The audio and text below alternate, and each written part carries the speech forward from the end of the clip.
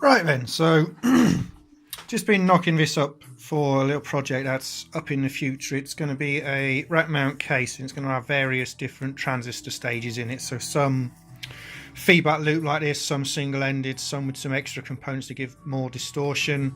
Some are trying to be relatively clean, but obviously they all want to be able to add something to the signal chain.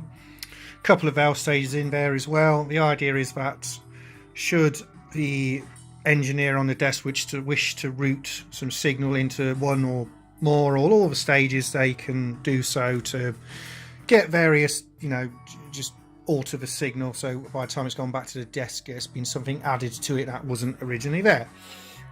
Yeah, joy of you make it, someone else figures out how best to use it.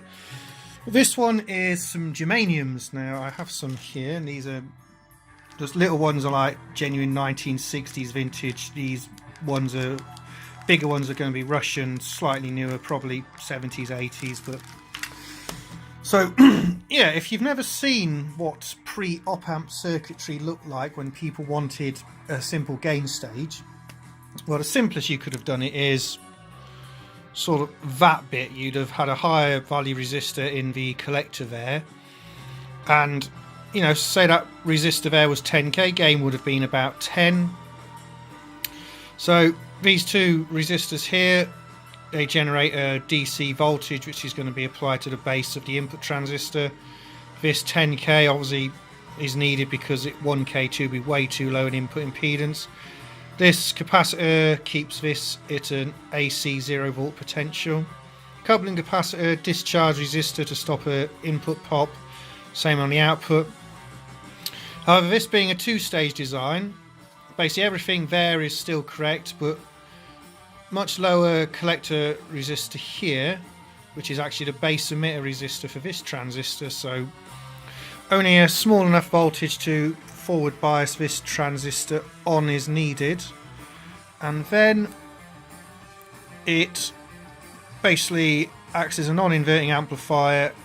The total gain of the stage is this resistor plus this resistor divided by this one, so about 3.3, which I measured it to be about 3.2. so as there is a relatively low resistor here, there's going to be some modulation of the signal from this one to achieve the voltage over that, so it's to be expected. But interestingly enough, my initial biasing was a fair chunk off, because this transistor only needs about 0.09 volts to turn it on, whereas a silicon would need about 0.65, so about 1/7 or so the voltage across the base to emitter.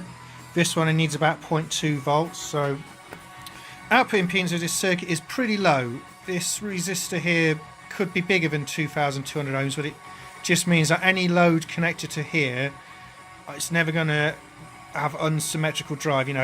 This can source current quite readily, but the ability to sink current is only through these networks here, and ideally this network doesn't want to be supplying any of the output stage current. This is just a feedback network. But yeah, so just a quick one, just thought to show you something I've been working on. I'm not dead. I haven't uploaded a video for a while, but here's the breadboard layout. It's just running off about 13 volts or so, 9 volt battery in series with 3 AAA batteries in here. This is the N-type germanium, that's the P-type, and that's the support circuitry. So yeah, if this was an op amp, you'd have the 2 power connections, 1 input resistor and 2 feedback resistors and an input capacitor. You'd probably put an output capacitor on for good measure. But yeah, and pre-op amp days, there's no differential input on this. There's just a single input. Although it is feedback, you can't really apply differential signals for it. It's not a differential amplifier. It's a single input amplifier. But yeah, anyway, that was it. Just a quick video, just because I've not uploaded anything for a while. I am still working on stuff. I'm just sat here now listening to a bit of Porcupine Tree through some vintage 1960s or so germanium transistors. They sound pretty good. Anyway, thanks for watching. Catch you next time.